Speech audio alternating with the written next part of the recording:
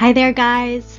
Today I thought we could take a brief departure from 7th Cavalry and Little Bighorn topics, and I'm going to read you a letter written by Sophia German about her capture and captivity by a band of Cheyenne Warriors in 1874.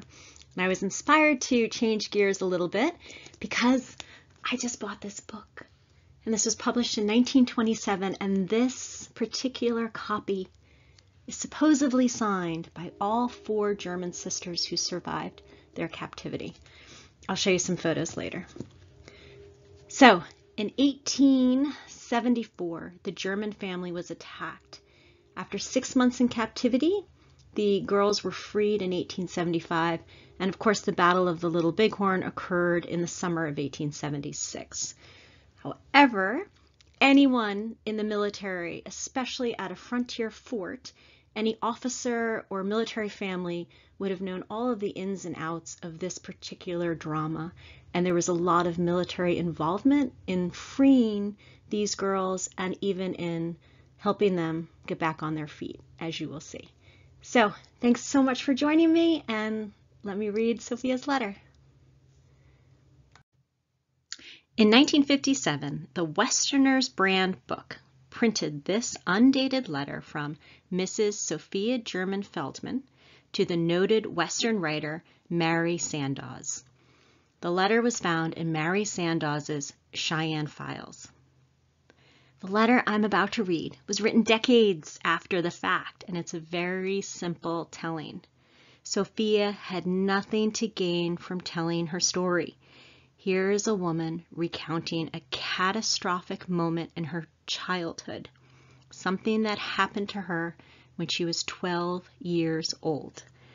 But I'm going to let Sophia tell her own story in her own words. Here is the beginning of the letter. A friend reminded me that you, Mari Sandoz, are collecting stories for a book about the Cheyenne Indians. I have not been very well since I saw you, and I forgot my promise to write up my captivity a little for you. My friend is writing this for me. My hand is a little shaky, and she can type on her machine. We 2 sisters, Mrs. Nancy Adelaide German Andrews of Bern, Kansas, and I have been living 35 miles from Falls City. She in Bern and I in Humboldt. People say, "You don't have to go to the movies and Wild West shows and rodeos for your thrills." No, all we have to do is shut our eyes, and almost 60 years fly away, and we are little girls and see the horrible pictures of our parents and a brother and 2 sisters massacred by Indians, while we 2 and 2 little sisters are carried off and kept captive for months, and then were rescued by the timely arrival of soldiers and put under the kindness of Lieutenant General Nelson A. Miles. There was a perilous long time when I did not have to shut my eyes to bring up the scene of that bitter tragedy that will always stay with me. It haunted me in the daylight, and it kept me awake at night. It was many years before time finally erased a little of that nightmare and let me sleep.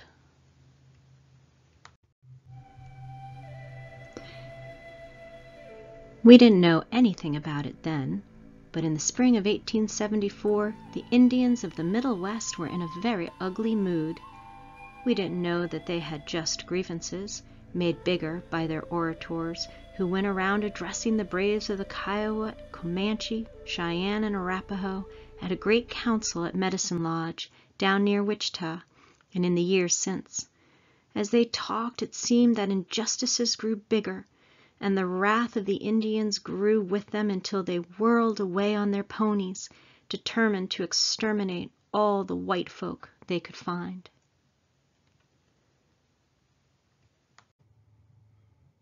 We didn't know anything about this, or if Father did, he said nothing of it before us. With his family along, he began the trek from Elgin, Kansas, on our way west, going on the last leg of our journey from our home in Georgia to our destination near Fort Wallace on the Colorado border. There were 9 of us, Father and Mother, Brother Stephen, 19, and we sisters, Rebecca, 20, Catherine, 17, Joanna, 14, I, Sophia, 12, Julia, 7, and Nancy Adelaide, only 5. We had the typical covered wagon, like the many we saw. Mother and our older sisters drove the oxen, we younger girls riding beside the wagon to keep the loose stock from straying. Father and Stephen rode ahead or off to the side with rifles ready. At night they would arrange a barricade, the men standing sentinel by turn while we slept. We were going up the wide, deep-rutted trail along the valley of the Smoky Hill River. There were rumors of Indians from men we passed, freighters and buffalo hunters and a few soldiers, but there was nothing to scare us children. On the night of September 10th, we made our last camp. Fort Wallace, our safety, the end of our weary trek, was only 20 miles away, and we were getting up early in the morning to make it one last march. Tired, we slept, but later we knew that throughout all the long night, sharp Indian eyes watched our little camp. At daybreak, September 11th, we set out, happy in the belief that we had passed the danger zone and were already under the protection of Fort Wallace. Suddenly, as if growing out of the ground, a band of Cheyenne swooped down the valley of the Smoky Hill. We children counted them, excited, before we realized the danger, and the Indians were close and had begun shooting. Stephen, who had been riding some distance ahead, was chased and shot down before he could know what was happening to us. Mother was killed too, and because of her long tresses that I had loved to brush 100 strokes, was scalped. I don't remember much about what we did except run together while the braves got together too, plainly arguing about something, probably about what was to be done with us 6 girls. The parley grew into a dispute, and finally they came to where a brave was herding us together. Maybe we started to run. Anyway, they killed 2 of us girls and divided the other 4 and dragged us up on their horses and whipped away, leaving Rebecca and Joanna there on the prairie, bloody and scalped. They kept hurrying away, with us hanging on to keep from flying off in the hard run. Afterward, we knew we were taken southwestward toward Indian Territory, now Oklahoma. For 2 weeks, we 4 sisters remained together, terrified we'd be separated. Then one day the Indians, quick to smell danger, realized they were being pursued by soldiers. Whipping their ponies into a lather, they tried to lose their followers, trick them, but the 2 youngest girls couldn't keep from crying, and several times Nancy lost her hold and fell off. This slowed them down, so they set the 2 littlest girls down on the prairie and abandoned them, like 2 babes in the woods. Julia and Nancy Adelaide wandered, eating berries and grass and finding any shelter they could at night. 2 weeks later, on the verge of starvation, they were again picked up by the same Indians. We were torn to see them, pitiful and captive again, when we had hoped that they had been found somehow. Once more we 4 girls were united, but on the morning of November 8th, there was a great commotion in the camp, the Indians shouting that soldiers were very close, so they ordered Catherine and me on a pony and sent us off with an advance guard, while Julia and Nancy Addy were left behind. By now I understood some Cheyenne, and my heart stopped when one of the Indians decided it would be best to kill the smaller girls and rode back to finish them. He aimed his revolver and fired, but missed.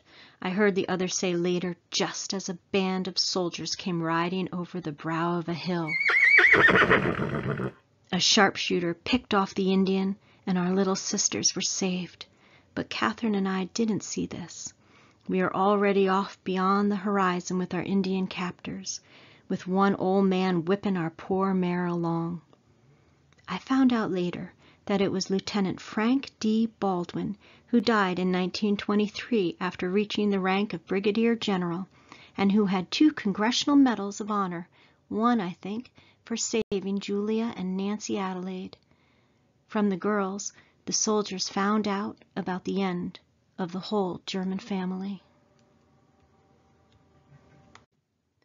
The girls were sent to Fort Leavenworth, where the wives of soldiers nursed them back to health.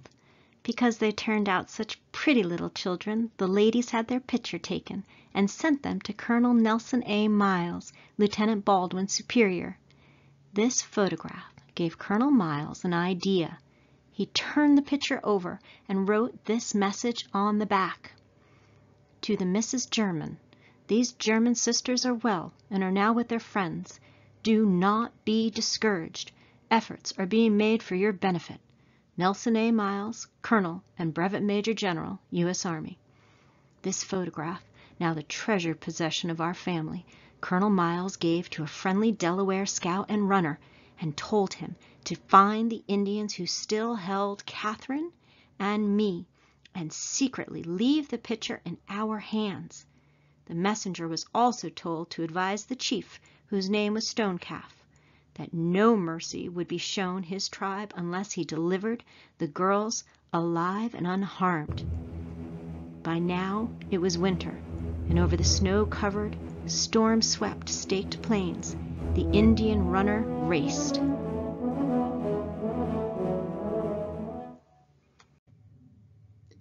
Meanwhile, with the winter at its worst and the food supply down to a minimum, we had despaired of ever seeing our sisters again.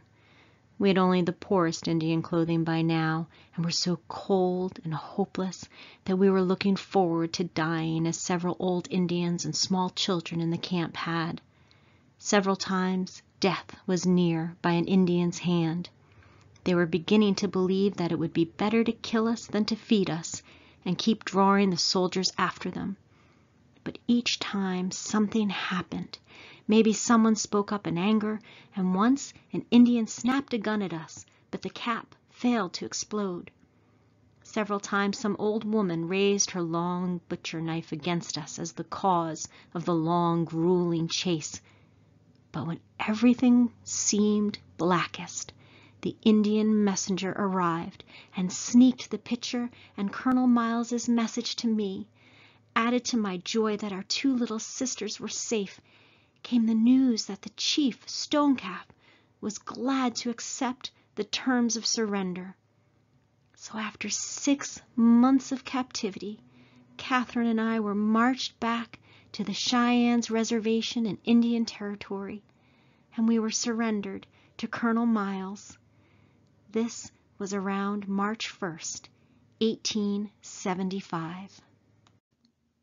A little while later, the Indians were lined up, and Catherine and I walked along and picked out those who had had a part in the murder of our family or in our captivity. These Indians were taken away to Florida, we discovered later. Before the Indians were sent south, another chief, Minimek, one we had been told was considered very wise by his people, asked Colonel Miles to take his son and teach him the ways of the white man. The request sent Miles to thinking about a better way to win the Indians' trust than by shooting at him. He drafted a plan which he recommended to the government, and from this plan came the Indian School at Carlisle, Pennsylvania. We were all given new clothes, sent to school with Colonel Miles as our legal guardian until we reached 21. Even after we were all married and Colonel Miles had become a great general and commander of the United States Army, he never forgot us. For years, Nancy Adelaide and I lived happily near Falls City, with Catherine and Julia out west at Escadera, California. A niece of ours, Grace Meredith, of Laverne, California, wrote an interesting book with pictures telling our story. It was way over 50 years ago, and much of what happened I have forgotten now, but I still remember looking back over my shoulder to where the others were scattered upon the prairie, and me pounding against the back of a galloping Indian pony.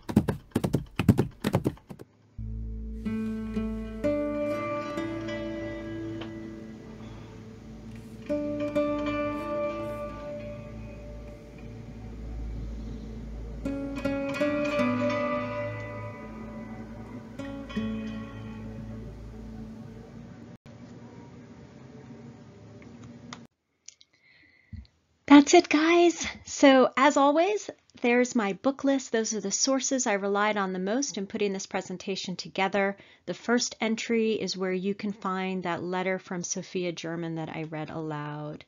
The other images are from my copy of Girl Captives of the Cheyenne that I mentioned in the very beginning. And that is supposedly the signature of the four sisters. I'm not sure. You never know what you're going to get on eBay, but I couldn't resist having something that these incredible women had maybe held and written on. So who knows? If you're not crazy like me and you just want a copy of the book, there is a much newer version out. Peter Cousins wrote the introduction. It's incredible. As a warning, Peter Cousins goes into a lot of detail and eyewitness accounts of the very brutal attack on the German family and also the just horrific abuse and sexual abuse that the girls were subjected to in captivity that obviously Sophia did not mention in her letter, and Catherine, even in this book itself, Girl Captives of the Cheyenne, also sort of shies away from. Thanks to my friends who helped and gave me images and support, and thank you to all of you who watched. Please subscribe as always and leave comments, suggestions. I always have something else in the works. I never know what I'm going to do next because sometimes something like this pops up and suddenly it's all I want to talk about. So thanks for watching, guys. I hope to see you again soon, and subscribe. All right. Thanks, guys.